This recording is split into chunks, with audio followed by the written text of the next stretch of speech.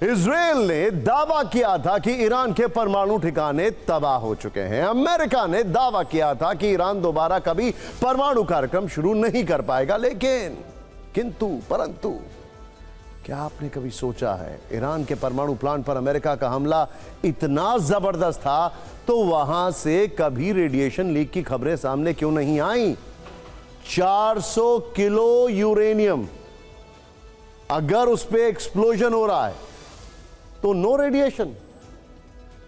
Big confusion. क्या हमले के समय फोर्दो, नतांज और इस्फहान परमाणु प्लांट पर संवर्धित यूरेनियम मौजूद नहीं था या था? या फिर इजराइल और अमेरिका के दावे सिर्फ दिखावट वाले हैं?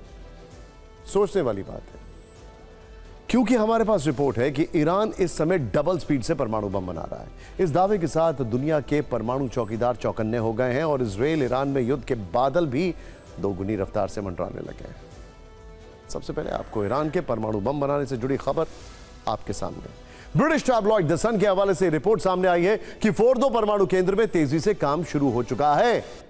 ईरान परमाणु संयंत्रों को रिस्टोर करने में लगा है। ईरान कुछ ही महीने में परमाणु बम का परीक्षण कर अमेरिका तक को चौंका सकता है। सबसे बड़ी बात यह है कि ईरान ने यह परमाणु बम एक सीक्रेट साइट पर बनाना शुरू किया है। ईरान के न्यूक्लियर साइट फोर्दो प्लांट से भी ज्यादा गहराई में है और वहां पर एडवांस IR-9 सेंट्रीफ्यूजेस भी मौजूद हैं।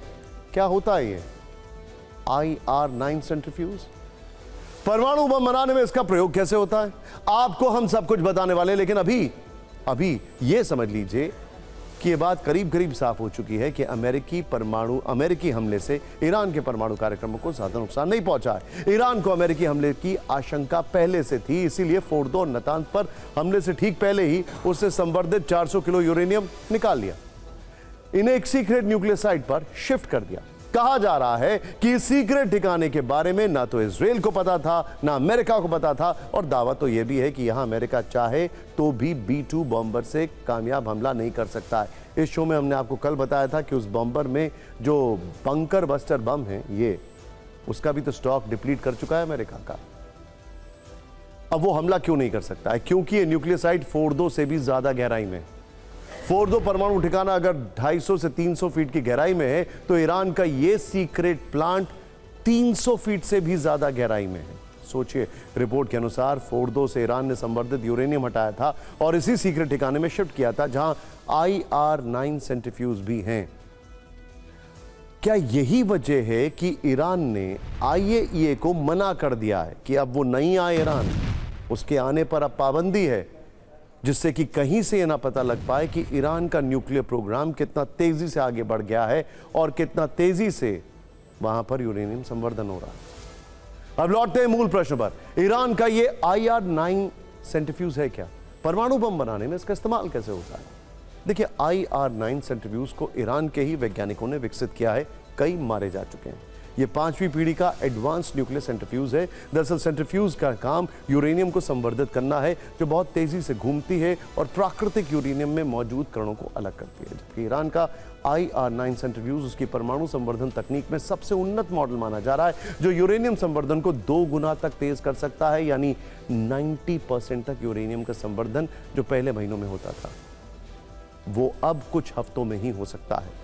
महीनों का काम हफ्तों में। इसीलिए कहा जा रहा है कि ईरान 1 महीने के अंदर परमाणु बम बना लेगा। इस बात के संकेत ईरान की ओर से भी दिए जाने लगे हैं। इजराइल की ओर से चेतावनी देने का सिलसिला भी तेज है। ईरान के विदेश मंत्री अब्बास अरागची ने कहा है कि ईरान का परमाणु कार्यक्रम नहीं रुकेगा। इजराइल के रक्षा मंत्री ने कहा है कि ईरान की परमाणु तैयारी से खतरा बहुत बढ़ गया है, ईरान को जवाब देना होगा। इजराइल ईरान में यह जुबानी जंग कभी भी बारूदी शोलों में तब्दील हो सकती है।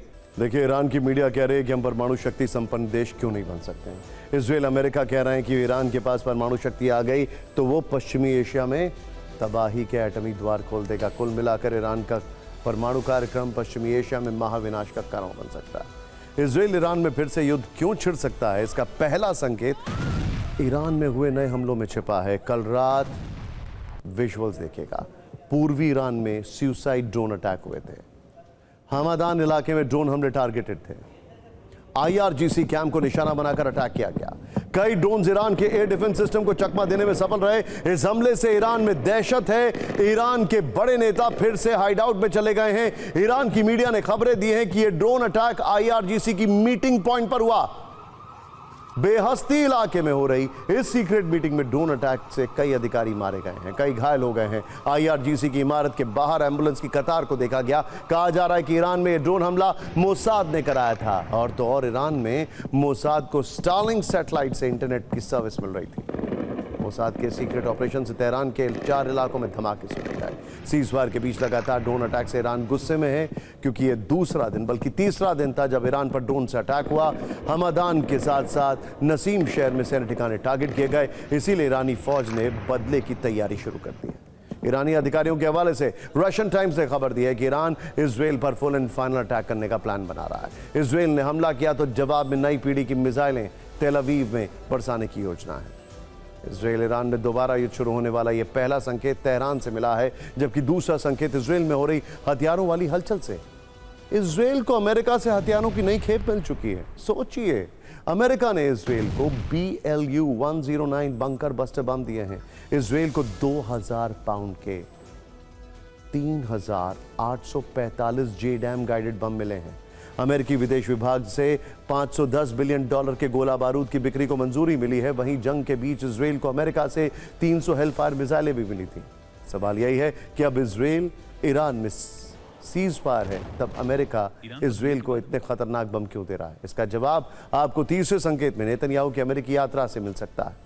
द यरूशलेम पोस्ट की रिपोर्ट है कि 7 जुलाई को नेतन्याहू ट्रंप से मिलने के लिए व्हाइट हाउस पहुंचेंगे। ट्रंप और नेतन्याहू मिलकर गाजा समझौते पर फाइनल बातचीत करेंगे। गाजा पर पूर्ण कब्जे को लेकर अंतिम फैसला हो सकता है। इस समझौते में सीरिया को शामिल करने पर भी चर्चा हो सकती है। सबसे बड़ी बात, नेतन्याहू के एजेंडे में सबसे ऊपर ईरान पर सेकेंड राउंड की बमबारी हो सकती है।